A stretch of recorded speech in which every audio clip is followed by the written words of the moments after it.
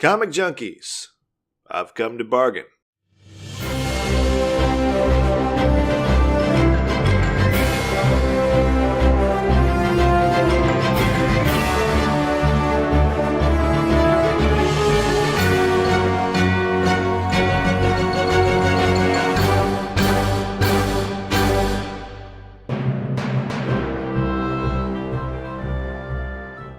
Hey there guys, Mikey here, and welcome to the Comic Junkies Corner. It has been so long since I've actually done one of these videos, recorded one of these videos. Probably over 2 months now, with the exclusion of the X-Men trailer reaction and review and stuff like that. It has been almost 2 months since I've actually recorded a video just myself, and I mean, you guys probably don't know just because, I release the videos every week, but I recorded all those videos in, one day. So it's good to be back. I got a new hat. That's the new thing. It's going to be my new hat for these videos and everything like that. So anyway, let's talk about some Mr. Doctor. So I saw the Doctor Strange. Saw it a few weeks ago. Some of you guys probably saw the initial reaction video that I made right after I had seen it and everything. And upon repeat viewing, I feel kind of the same about it. I feel about the same about it. Nothing has really changed in terms of how I feel about it. I feel like it was a really decent movie. I didn't love it, but that's just because it's not my particular forte of movie. It's just not my style. I don't particularly gravitate to magic very well. I don't know why. I wish I did. I really wish I did. I can't really explain to you why I don't gravitate to magic as much. Even when I play Dungeons and Dragons, I never fully commit to a mage. I have to be half mage, half fighter. So it's I don't know what it is. It's not that I have a problem with it. I just, for whatever reason, I just never fully commit to magic. I don't know why that is, but but other than that, other than that, I felt like the movie was actually really cool. The visuals, oh my gosh, the visuals. Dare I say, these visuals, they're not revolutionary because some of these effects obviously have been done before, but they probably rival The Matrix and Inception when they came out. Because when you first saw The Matrix, I'm talking about yes, The Matrix effects, some of them are dated right now, but when it first came out, everyone's losing their freaking minds over how good. I was this looks so freaking awesome. The first Matrix, the 99 Matrix, when that came out, and then when Inception came out, you saw how all the world was tilting and going every which way. You're dang, this looks really cool. Same thing here. Same thing. It is just absolutely mind-blowing. We'll give you a fair warning. If you get motion sick, be careful. Be wary of going to this movie. It's not as bad as shaky cam or anything like that. It's just there's some times where you feel like you're on a ride, and it just... I was surprised the main character didn't throw up because the moment the Ancient One touches, you've all seen it in the trailers, that when the Ancient One touches Stephen Strange's forehead and he goes flying backwards and he goes through all these dimensions, it's a ride. It is a serious ride. And what always got me, he was just he comes out of all that and he's teach me. And I'm no. The proper response is, I would have. Just me. I would have threw up. Maybe it's the power of magic kept him from being nauseous or whatever. But it is a ride. The effects, beautiful. And I'm not a big visual person. I'm not one of those real I look for CGI in certain movies and stuff like that. It's no, I appreciate any type of visual. I recognize when some of them are bad. I recognize when some of them are really bad. But this movie, they did it right. The characters, I liked all the characters. I gotta admit. Now, don't get me wrong. It took me a while to get on board with Stephen Strange, and it's not because of the way his character was played or anything. It's just for this particular movie, for me anyway, it felt like they took they talked about a lot about how Steven was, before he had his accident and everything. They talk about how Steven is, but they don't really show you. And you could argue like the one scene where like he's going to this, I forget what he's going to. I think he's going to like a banquet or party or something like that. And then he's getting ready and like this little compartment pulls out of his dresser and there's like a bunch of like watches, like designer watches and stuff. And he gets in his car and he goes shooting down the highway.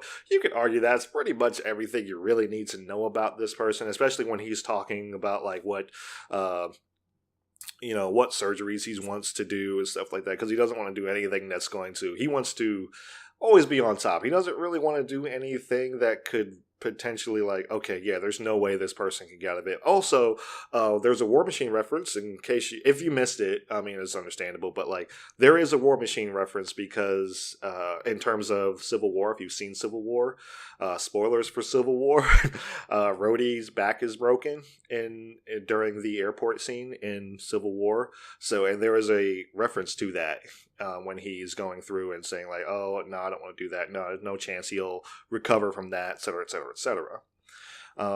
But they do take a little bit of like I said, they talk about his character, but they don't really show you. And I feel like, with movies, it's a visual medium. I mean, it's fine for like for books to do that and stuff like that, obviously, but and maybe comics and stuff, that's probably fine. But movies, we want to see it. So that was my thing. I wanted to see it. It felt like it was a little bit rushed in the beginning. Just trying to get to where the meat of the story was. But I mean, like, there could be some meat in the beginning too. Just gotta. Yeah, it felt like it was a little paced. The pace was a little rushed in the beginning, and kind of towards the end a little bit as well. But other than that, I felt like everyone gave like really good performances. And I know one of the criticisms about the movie was the comedy. Like there was some of the comedy seemed out of place. I didn't really get that much. I don't think I got it at all. Like there was times where like I laughed because I felt like laughing. I never felt like the movie was so serious. There are some good messages in this movie, don't get me wrong, but I never felt like the movie was so serious that I couldn't just, if something funny happened, I could laugh. I didn't feel awkward laughing about it or anything like that. It was just, it was funny. There's a lot of funny scenes in this movie. And a lot of comedy. Like I said, it's a lighthearted movie. There are some good messages, don't get me wrong, but it's pretty lighthearted. I don't know what it is about these villains with Marvel, man. Now, granted, look, I understand that it's an origin story, and when it's an origin story, it's hard to balance the villain and the hero, the protagonist. It's hard to balance those two in an origin story because, but some movies are the exception to that rule. Some movies really get that villain right, and you really like, okay, you're on board, and you're seeing from both sides. You're seeing the villain develop, and you're seeing the hero develop at the same time. There's some movies that really can nail that balance in an origin story. But I gotta admit, it's probably hard, especially like as far as many movies as Marvel has pumped out, as many origin stories as they've pumped out. It's really probably hard to get that balance. Even the Iron Man, which is my favorite Marvel movie, even Iron Man still like it. The villain's kind of underdeveloped a little bit. It's like you understand, but you understand like the main focus of this movie is Tony Stark. He is the main focus. And that's the way I kind of feel like with Doctor Strange. You tend to forget about the villain. You tend to forget, like, there's something coming, but there's times where you're just like, oh yeah, there's a villain in this movie. It's just like, and it's not that the villain did a bad job. I mean, he was a decent villain when he was on screen, or when he's being talked about. Caecilius, I think his name was, Caecilius, and like he was a good villain when he was on screen, but when he wasn't. Sometimes he was mentioned, but other times it was just like, you just literally forgot about him. That was, maybe it's just me or something, but like there was times I'm just like, oh yeah, I forgot he's in this movie. Yeah. There's a bad guy in here. So because, you're going through this whole, like, he's training, you don't really, also, there's another thing, you don't really have a sense of time passage. You don't know how long Stephen Strange has been, because the way you've all seen the movie. Hopefully, if you're watching this, because I'm spoiling it, there's spoilers in the title, so like you're spoiling it. But it's just, he goes to to see the Ancient One, and he's learning magic, but you don't really I don't know how long he's taking to learn this magic. You don't know if he's just like a knack for it. He has a knack, or if he's been there for years. I would assume he's at least been there for a few years or something, or something like that. It never really. I don't think they ever mentioned it. They correct me if I'm wrong. Put it in the comments below if they mentioned it, like how long he'd actually been there and everything. But yeah, it's like there's not a real sense of time passage or anything. And to me, it kind of looked like he's only been there like a few weeks. That's what it kind of looked like to me, especially like seeing him, seeing the love interest that Rachel McAdams plays, Christine. I think her name was Christine. Seeing her, and just it didn't look like much time had passed. But that's just me. I mean, like I said, the movie didn't really promote that a lot. It's just like with Batman Begins, you've kind of felt like he was training under Ra's al Ghul for a long time, for years. You felt like he was gone for years. This one, you're not sure. You don't know if he's gone for months or if he's gone for years, or maybe he was gone for a little few weeks. Maybe he did have a knack for it or whatever. But it is what it is. Like I said, effects were brilliant. The story was pretty good. I mean, like I said, I can't explain to you why I don't latch onto this movie as much, but it just doesn't appeal to me as much as I would like it to.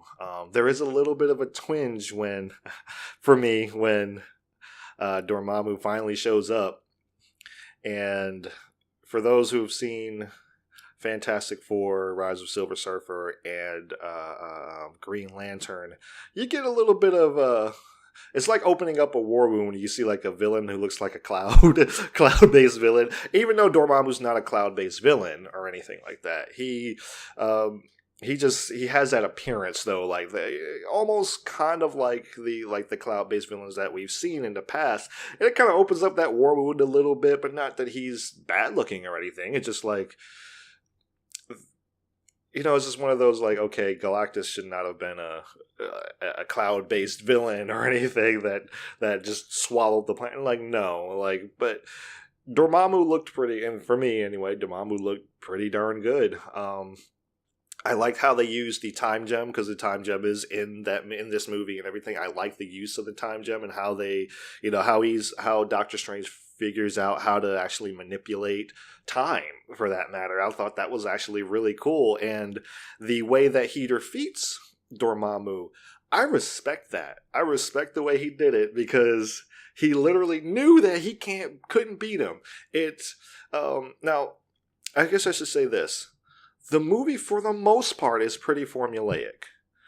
But there's two things that I felt like they did that kind of like stepped away from the formula a little bit, and I respect it more for this.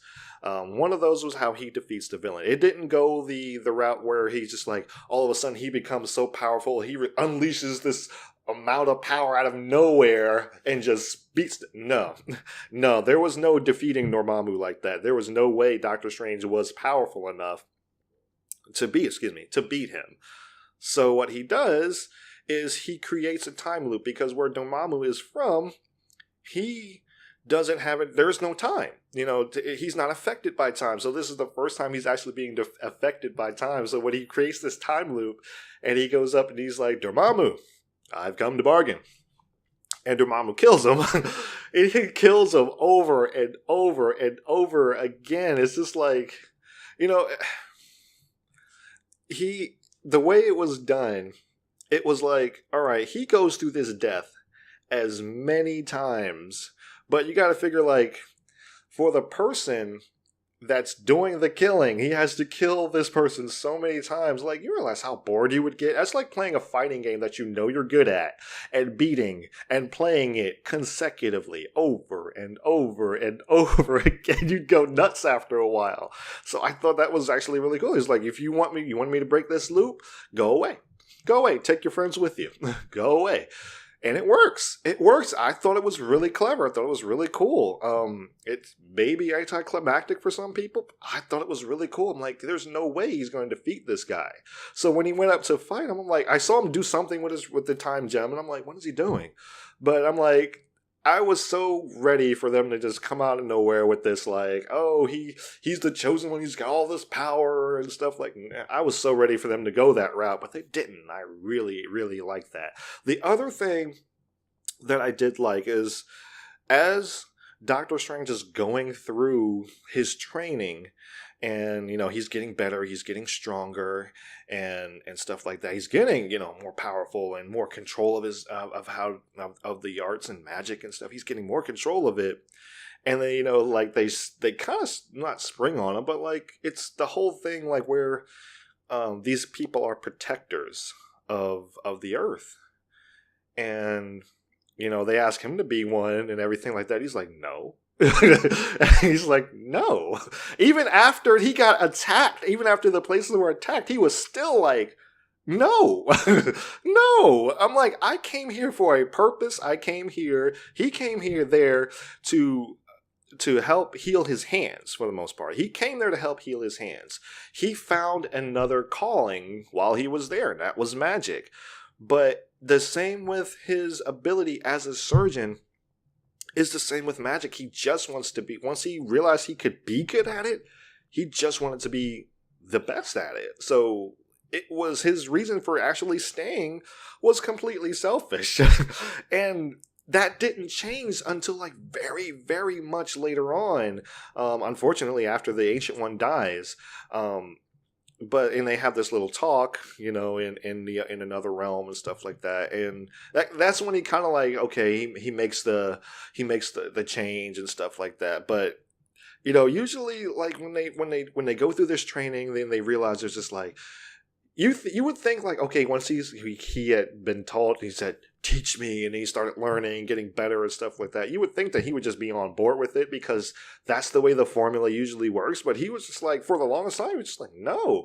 And they were just like, you're just fighting to save your own butt. And he's like, yes, I love myself. I'm going to fight to save my life. Yes. He's like, but I am not ready for all of this. This is not why I'm here. And I really like that. I really like that they broke the mold on that and tried to do something different with this movie, because it could have just been another Iron Man. It could have been, which is kind of how I feel like Ant-Man is. No offense to the guys and people that like Ant-Man. I like Ant-Man. It's just, you knew everything that was going to happen. And in this case, you kind of did, but you didn't. It did it differently, in a sense, like in those two scenes. And if I'm being perfectly honest, I don't like the fact that the Ancient One dies. I felt like that was extremely formulaic, in terms of like, I mean, it's since, well, for me, Star Wars, but it's just like, oh, this person, this older person is the teacher of this disciple, and then the teacher dies, and the disciple becomes this. It was like, come on, you didn't have to do that. You did not have to do that, because I felt like ever since the Matrix came out, you probably had to stop knowing that. And I know I'm referring to the Matrix again, but Morpheus was training Neo, and once Neo became the one, Morpheus didn't die. Some people probably wanted him to, but like he didn't die, and I like that. I like that he was still around and stuff, because he still had the wisdom, he still had the belief and everything. And I felt like killing off the Ancient One was just kind of just, why did you do that? Why would you? What was the purpose of that, other than to just, like, oh, well, we have a new powerful sorcerer now, so like, okay, this person has to die. Like, why? I felt like it was unnecessary. That's just me, but like, I felt like it was very unnecessary. Also, there is one particular, the opening scene of this movie, and like going back to the effects, the opening scene of this movie is beautiful. It is a beautiful magic and fighting sequence that is done to the point where I was just like, y'all been watching Fairy Tale. I know that. I was like, I've seen this. Well, y'all been watching Fairy Tale. And for those who don't know what I'm talking about, Fairy Tale is an anime that deals with magic and fighting with magic and everything. And it was just like, it looked very much like a battle in Fairy Tale, like a more advanced battle. But like, it's, how if you've watched Batman v Superman, the warehouse fight scene with Batman, you're just like, y'all been playing Arkham City, haven't y'all? With the fight, because it looked like really live action Arkham City style fighting. It's probably the best Batman fight sequence to this date. This is probably going to go down, in my opinion, might go down as the best magic fighting scene in magic battle scene. I know there's some good ones in Harry Potter apparently, but I haven't seen the last movie. But like, I know there's some good ones. I was like, this tops Harry Potter. This was beautiful. This was awesome. There is another scene that's kind of like it, but nothing really rivaled that first opening scene. Like that scene, I feel like a movie has about 5 minutes to grab you and tell you what it's going to be.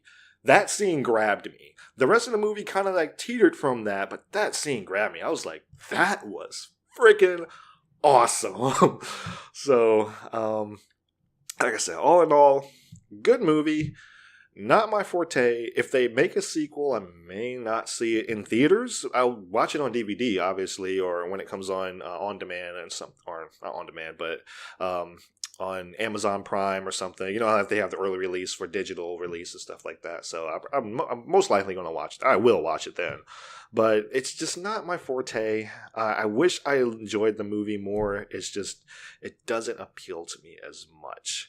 And that's pretty much it. Like I said, it's don't take my word to the bank. Like if you like this kind of stuff, you're going to enjoy it. Especially if you enjoy magic and movies and stuff like that, you're going to enjoy this. It's good. It's definitely for you, not for me, but for you. Definitely good for you. But hey, what did you guys think of Doctor Strange? Did you enjoy it? What do you feel about the characters? Who's your favorite character? Who's your favorite villain? Also, man, people who go to see Marvel movies and then get mad because they missed something after the credits. Do you not understand? Do you not understand that there is always going to be an after credits scene in Marvel? The only one that I think hasn't had one was Age of Ultron. I think that's the only one that hasn't had one so far. I'm pretty sure every other one has had one. Even like Captain America, they didn't really have one. It was more of a teaser for the Avengers type thing. But why are you getting up when the credits roll? Sit your butts back down. You know that there's an after credits scene. You should know this by now. This is common knowledge. You should know this by now. Why are you getting up? And then getting upset because you missed something. Well, yes, you missed something. Golly, comic junkies. We gotta school these people, man. We gotta school these people. These people need to learn that they need to sit their butts down. It's just like, no. You sit down. This is a Marvel movie. You sit down and just wait. So, I mean, it's been going on since what? X-Men: The Last Stand? Since they've been having after credit scenes, there's always kind of been one. So, but yeah, anyway, that's my rant for all the moviegoers out there who go to see Marvel movies and don't know by now that there's going to be a mid-credits and or after credit scene. In this case, there were both, which got me kind of excited for the future of Doctor Strange, but not so much that I might go see it in theaters again. So, like I said, I'll go watch it on DVD or digital release. Be awesome. What did you guys think of it? Put it in the comments below. Don't forget to go check out my friend JJ's blog at 4comicjunkies.blogspot.com. Follow him on Twitter at 4comicjunkies. Follow me on Twitter at Mr. McBlam. And if you like this video, give it a big thumbs up. Subscribe if you're new. And I will see you in the next video.